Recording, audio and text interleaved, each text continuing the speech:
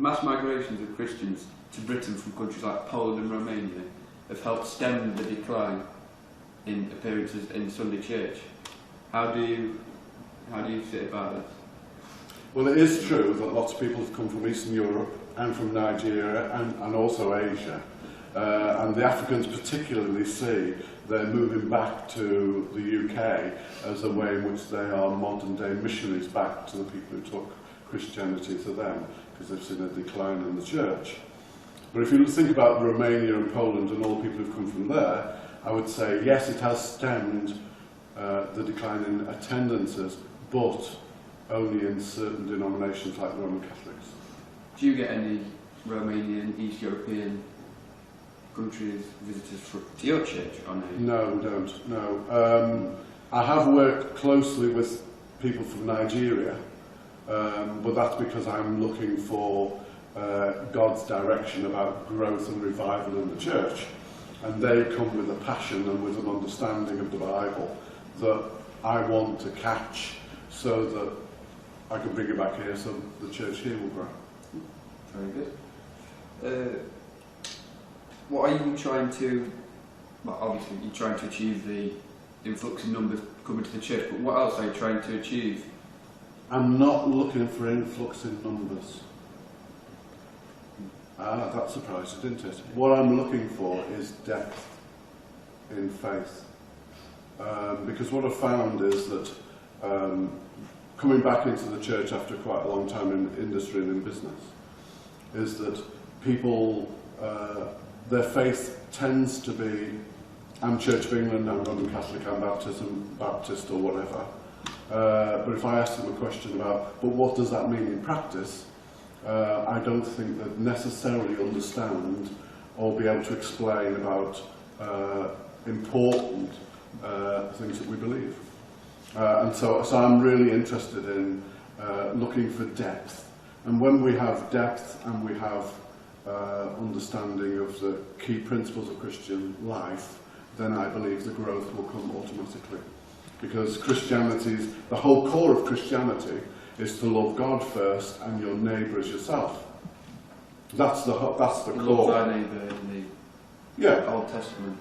Yeah, well, I suppose it's based on the Ten Commandments, you know, about not murdering, not killing and all those things. But Jesus summarised it and says, love the Lord your God with all your heart, your soul, your strength, your mind, and your neighbour as yourself.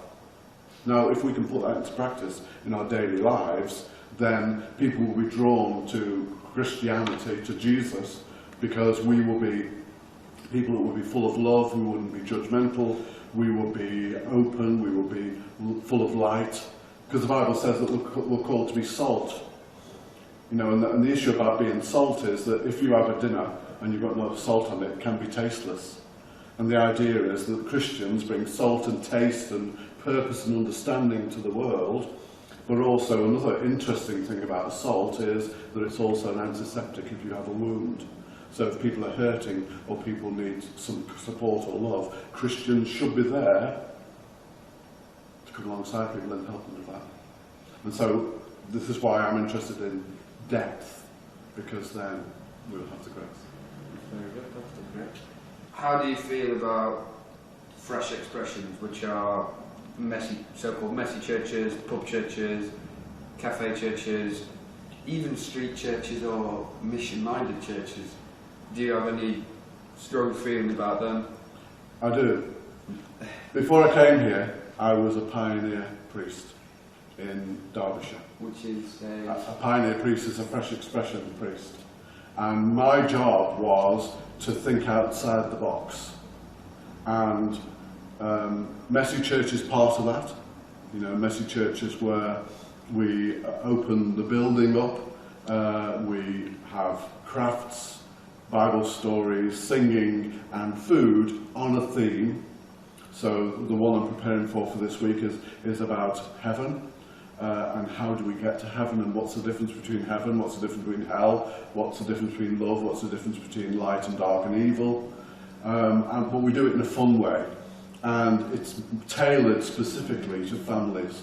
So the mums and dads will come with their kids, they'll move around the church, there'll be tables around activities, and they'll make stuff, and then they'll come together, we'll have the Bible story probably acted out either by different people, or we have puppets. You have your fancy dress going on, like you have your own costume to change into, so you can... Some of them can, yeah. It depends. You know, I know we wear fancy dress as vicars, but it's a different sort of fancy dress than getting dressed on a normal Sunday. Is it more for a smaller variety, like the younger children, like the 3 to 8 year olds or something like that? It can be. But that's why we have what we call cafe church. And cafe church is similar, but it's on a Sunday morning where we have breakfast together, so we have croissants and real coffee, and we'll have a bit more of a discussion as well as doing word searches or other activities. Yeah, and I suppose it's making church accessible, because there are some churches that still use the ye, these, thous and thums and all the rest of it. But Fresh Expressions is talking about, okay, here's the church, here is everybody else. When the church is in decline, it turns in on itself and navel gazes and thinks, oh, woe is me. We're actually, Fresh Expression is saying that actually our mandate in the Bible is to go and make disciples. So we are commanded to be outward facing. And I suppose when I started in Derbyshire, the most important thing for me was to say, okay, where would Jesus be? He would be out where the people are. He'd be with them. He will be concerned about what they're concerned with.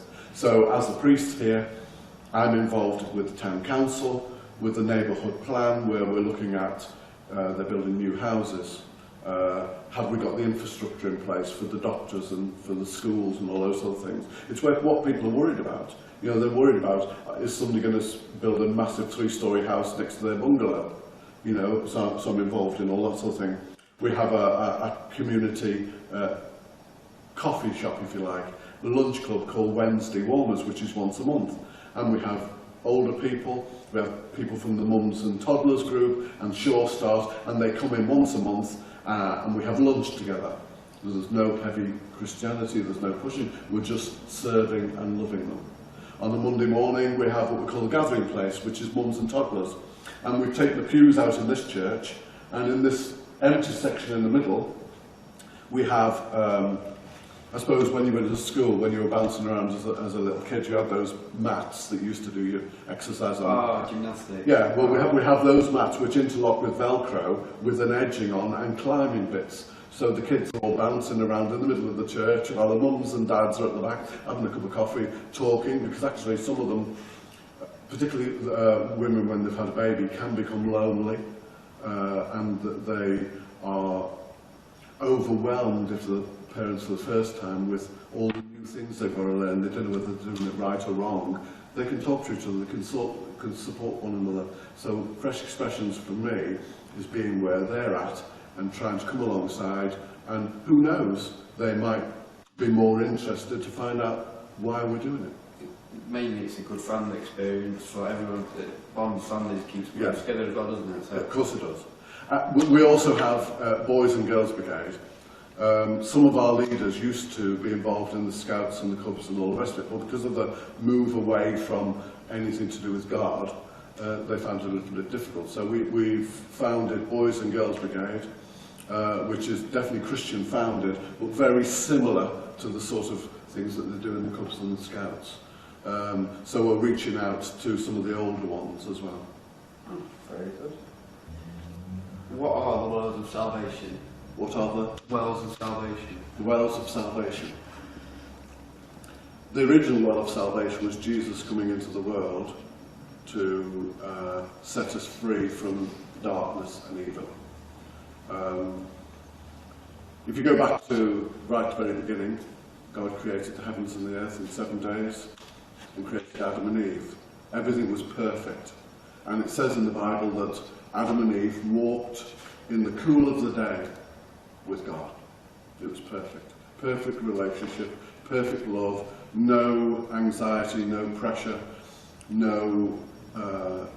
in fact, it also talks about there was no weeds and no brambles and no hard work. It was just a wonderful, idyllic way of living. until there was the snake with the legs. Until, yeah, the snake, which obviously is not the snake as we understand it. That's Lucifer. And Lucifer actually means angel of light. And if you look in the Bible, it says that Lucifer, who's Satan, Satan means adversary. Lucifer means angel of light. He was the most beautiful of the angels, and he was the one who was in charge of all the music and the praise of God in heaven. It's portrayed in loads of movies as this big dark creature who comes down and kills people. He's actually supposed to be very handsome, very beautiful compared to... Yeah, he was the most beautiful angel in heaven. Notice I said was. Was, he's not... Because he was cast out. And because he reflected the glory of God. And God is perfection. He was reflecting God. So now he's away from God, he can't reflect. He wanted to be God, didn't he? Yeah, he had pride. Actually, part of it was anger that God created man and woman in the image of God. Not in the image of Lucifer. No, he wanted to be number one. But actually, with humans having God's DNA in them, we were different. Because they're created beings. And actually, we have the ability, men and women, to procreate and have children. Angels can't. They're created. So we are significantly different. In the Garden of Eden, Eve disobeyed God, ate the apple from the tree of the knowledge of good and evil, by a half-truth. Did God say that? You know, you'll find that Satan's not blatant to say God didn't say that, because then you say, oh yes he did. You know, he said, did God say that? So it brings a doubt. And anybody who, even today, who's trying to challenge your position will say, oh, did they say that? Did they say that? Oh, what do they mean by that? So that they're saying, and sin came in through that act. Yeah. And you'll notice that in the Bible it talks about, then they realised that they were naked. You say, well, why didn't they realise they were naked before that? Because they were covered with the glory of God and they didn't have shame, because they didn't understand the difference between good and evil, because everything was perfect. You know, only when God removed his glory, then they suddenly realised they were vulnerable, they were not protected, they were completely with nothing. They were just a created thing. So all I'm saying is the well of salvation at the beginning was Jesus Christ. Yeah, well, it was the well of salvation was following the fall. You know, I think the wonderful, incredible thing for me is God had a plan to put it right from the beginning. And he tried always. He tried Moses, he tried bringing the Ten Commandments, which was a set of rules, which was you shouldn't murder, you shouldn't steal, you shouldn't commit adultery, you shouldn't tell lies, you shouldn't want something that belongs to somebody else. You should love thy neighbour. Exactly. You know, all those things. You know, actually the Ten Commandments are summarised in love the Lord your God with all your heart, your soul, your strength and mind, and your neighbour as yourself. That's a summary of all those things. You know, and so God had a plan to put it right. And the only way he could put it right was by sending Jesus. Because Jesus was without sin. Everybody else is sinful. So Moses was obviously the early Jesus, but Moses no, wasn't the early Jesus. Was he just a tool used by God to... He wasn't a tool, he was a willing servant of God. Because God looks for people who are willing. Because if he was a tool, he'd be a robot. And that's the whole issue, is God has given us free will. We can either accept his love or we can reject his love. So Moses was willing to do what God asked him to do. And it says that actually Moses was the most humble man that had ever lived on the planet, ever. And that he met with God face to face. And it says in the Bible elsewhere that we cannot see the face of God and live. And in the Bible it also talks about when he went up to the mountain to receive the Ten Commandments, he came down having communed and prayed and shared with God on the mountain. And he came down and he shone in his face. And the people could not look on his face, they had to cover his face because he'd been in the presence of God. So if you look at the face of God, you die. Yeah. And that it's true. Because God is holy. His face is really shiny. No, it's called the glory, the Shekinah glory of God. So it's shining God's glory. Yeah. You know, there's a scripture which says that the glory of the Lord filled the temple like a train. So like a train of robes, royal robes. But who gave God the right to have glory?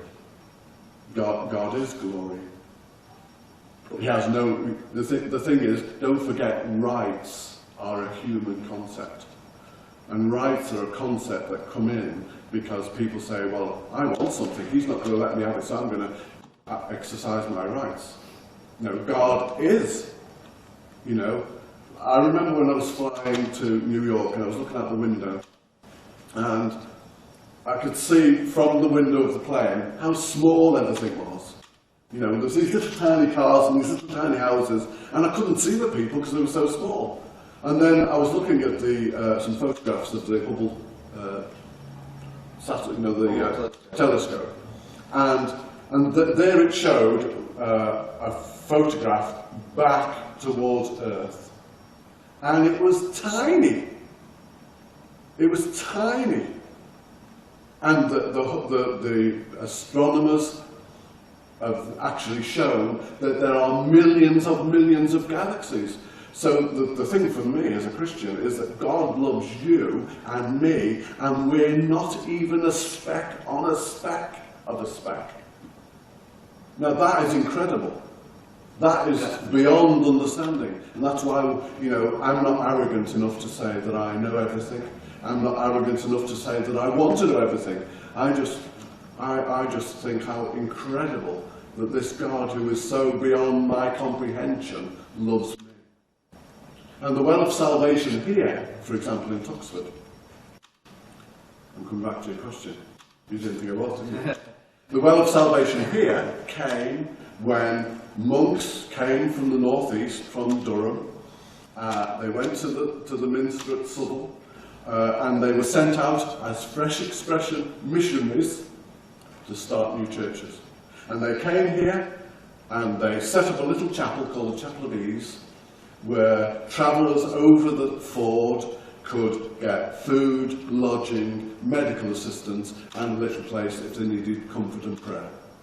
And that's all they did, and they served. And in this place, more and more people came and gathered. They started a community. They started a little village, then it became a town, and people became Christians, and this community grew and grew. And as you see from this church, it started from a little tiny chapel to this church today. It's a very big church, and we're going to go and have a look around it. Yeah, that's right. After the next question. So the well of salvation here started with the monks who came from Durham, and obviously they would have got their faith originally right the way back 2,000 years, so it's passed on, passed on, passed on, passed on. Eventually, missionaries came to the United Kingdom, then monks, they got faith, then they were commissioned by the Word of God, by the Bible, to go and make disciples, so they went in obedience to what it says in the Bible, and they started churches, and it grew. So in this place, if you coming right back to your first question, about the decline in the church, there is a well of salvation in this place, which started when the first Christians came here. And my job as the priest is to dig out all the muck, go back to basics, concentrate on how magnificent God is and what Jesus has done for us, preach the truth, and then the well, the living water will start to flow again, people will grow and be blessed, and then this place truly will flourish, and that's what they call revival. And I think because it's a well that's been locked up over the centuries, because people have compromised or chucked trash in there or chosen their own way and thought they knew rather than following what God wanted, that actually it's an awakening of what was already there. Can you say? No, although No. you're not arrogant enough to know, but you know enough to get it back. It's not that I know. It's not that I know it. I think one thing you need to know is that we have this beautiful church. 900 years old. Yeah, nearly 900 years old. You have me with my dog collar on, prancing up and down here with all my robes on, doing all the words, all the prayers, and all the rest of it. Actually, we could do without it all, because being a Christian is what's in my heart, not this. This helps me. It helps me help others, but actually we could do without this, because actually in the New Testament, in the Acts of the Apostles, people met in each other's houses, broke bread, looked after the sick, looked after the widows, and they lived it rather than having religion. People are the church. Church is the building, but people are actually the church. No, the church is the people of God. We are the church. We don't need So the building this. doesn't mean... No. The church building is irrelevant. Because where I go, you know, there's a fantastic story of Peter in the Acts of the Apostles. And he's walking down the street, and it says that even his shadow, as it passed over the sick who were lying along the street, were healed. How can that happen? Well, that happened because Peter, he was an impetuous, loudmouth, jumped into everything without thinking. You know, he was the one who stepped out of the boat, wanted to walk on the water to meet Jesus, who was walking on the lake. He's the one who said, I won't deny you, but actually he denied Jesus 3 times. But he was the one who was forgiven 3 times by Jesus. You know, he denied Jesus when Jesus was going to the cross, but he was forgiven. So actually all his self, all his pride had been broken. And he was so grateful, that Jesus loved him, even after what he'd done, that there was none of him left. So when he walked along the street where he went, through the Holy Spirit, Jesus went. And so these people were healed as he walked along the street. Wasn't Peter got hung upside down on the cross? Why did they... Because he said, I am not worthy to die in the same way that my Lord died. So they hung him upside down? No, he requested it. He requested it? Because he said, I'm not worthy. Why go into heaven with a child's heart and not a strong, witty and indulgent heart? Because it's arrogance, it's pride, and that was the initial thing of the fall. Jesus said, unless you come as a little child, you cannot come into the kingdom of heaven. Because it's like going to your dad and saying, I know better than you. I've got an adult's heart, I've got a brain, and that. It's just total arrogance. It's sin. Whereas, God created you. You know, he created you. You are unique. He would have died for you if you were the last person on this earth and there was no one else. He still would have done it because he loves you. And there is no one like you. And in you is the potential to be absolutely magnificent. Absolutely, incredibly magnificent. That's in you. But it's up to you to allow that potential to grow. Not taking out of Jesus, but as much as going up to? No. Is it impossible? We are created by him. Jesus is God. Yes. God made Jesus, but God made Jesus as part of him. No, he is. This is a complicated thing about the Trinity, isn't it? You're trying to get at. Just there. You know, how can you have Father, Son, and Holy Spirit, or it's one God? And I describe it to the kids at school like this. I have a glass of water. Okay? I put it in the freezer, I have an ice cube. I put it in the kettle, I have steam. Still water. So God has revealed himself in 3 distinct ways to us. As Father, Creator and Sustainer of all things. As Jesus, who came as a man to prove that he was how much he loves us. And as the Holy Spirit, You know, I always joke with the kids, because they say to me, you know, I said, well, in the Bible it says, what we say as Christians is foolishness to those who are perishing. That's what it says. And I said, okay, it's like that advert on the television for the Duracell. There you are with the bunnies or the gorillas, and they're playing the drums or they're walking along, and the battery goes slow, but the Duracell battery keeps going and going and going and going. And what happened was, when Jesus had died, risen up to heaven, the Jews were locked up in a room upstairs, frightened, because the Romans were not averse to setting an example and crucifying people and lying in the streets for miles with people crucified. So they were upstairs, frightened that might be next.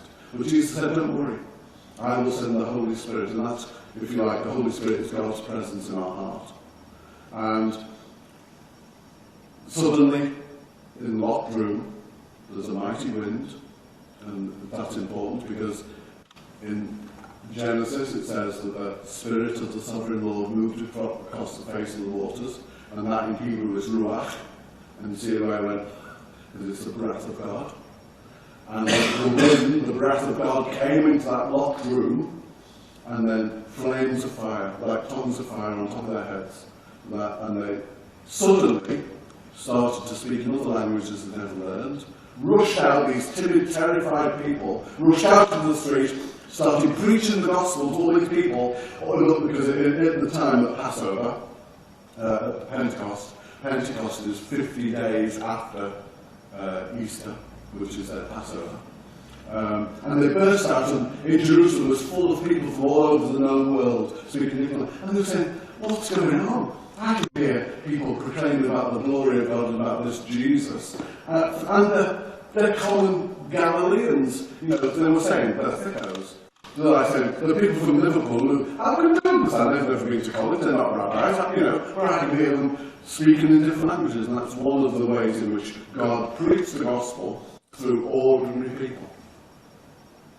You know, and the Holy Spirit for me, I remember when I've been to church since I was, as long as I can remember, 4.5, 5, I was in the choir, and I knew a lot about Jesus, a lot. I used to serve and help the vicar at weddings, baptisms, communions, all of it. I got confirmed, took communion, I knew a lot. And I trained in industry, trained to be a hotel manager, and decided I wanted to see the world when I was 21. So I went out on the cruise ships and became a head waiter on the cruise ships and travelled around the world twice. But I, if you like, I was a bit of a depressive. And I was looking for something and I didn't know what it was. And I wanted, you know, to be perfect. I wanted everything I do to be absolutely right. For anybody who's a human being will realise there's nothing perfect in this world. And there's no way you can make things which are perfect in this world. And one of the funny things was that when you go on the merchant ships, you get a pink card, and it's what to do if the ship sinks. And I thought, oh, this ship's 42,000 tons, it's going to make a big glug when it goes down. And it says on there, coxswains, women, children, male passengers, crew is the evacuation order. I thought, I'm not going to be last of the evacuation, so I trained to be a coxswain, so I was first on. And I remember I was asked to captain a lifeboat. And I remember I took my lifeboat certificate in Auckland Harbour in New Zealand, and I was the only one in the purses department, the catering department on the ship that had it. And we came out of Auckland Harbour, and we went into a force 11 gale. It only goes up to 12. And the ship was going up and down and round and up and down. And I was really depressed, and you know, sometimes you have a bit too much to drink and you get even worse. And I remember going on the back of the ship in the middle of the storm, and the waves were up here, you know, and it was overwhelming. And I remember crying out to God, if you're there, if you're real, if you love me, help me. And then suddenly this peace, it was like it was in a bubble, this peace, and my life changed. And I started the process where I left the sea and I sought God more. And such, I would say it was probably about 18 months, 2 years later, I was saying, well, you know, Lord, what do you want for my life? And I was talking to another lay preacher friend of mine, and he said, what you need is the Holy Spirit. I thought I got the Holy Spirit when I was confirmed with the bishop. Anyway, he prayed with me and laid hands on me as the Bible says to do so. And I was at a lay preachers conference in Chester, and it's really funny because he prayed for me. He says, don't worry, he says, if words come to you, just speak them out. He says, I'll leave you to it. Carry on praying. Anyway, I carried on praying, and then suddenly within my belly, this started to build up, this pressure, and then suddenly I spoke out a language I'd never learned, and it went on for a couple of hours. And then I rushed down into the retreat house to tell everybody what had happened, and they thought I'd come from the planet Sol. Because all these religious people were there. And, but that changed my life. From that moment on, it changed from being black and white to technical. And I was going out into this retreat thinking, oh, the tree's fantastic, look at those birds. Because I suddenly saw, for the first time, how God sees you and me and what He created. And that is what I'm passionate about. That is what being a Christian is about. It's not religion, that's man-made. It's about a relationship with God. And I do find that as I pray or move closer towards God, I realise how sinful I am and how much more I need to repent, really, which means change direction and not do it. And going back to what you were saying about, going into heaven with a mind of a man and with intelligence and wit, actually, I realise that God is so much greater than I can even imagine, that really all I can do is come into His presence and thank Him that He loves me. Because I'm not worthy for Him to love me, because I know I'm really loved. Can you lay your eyes on God in heaven? When you're dead. When you're dead, you can. Because you have a new body, it's a new heaven and a new earth. Thank you very much. Bless you.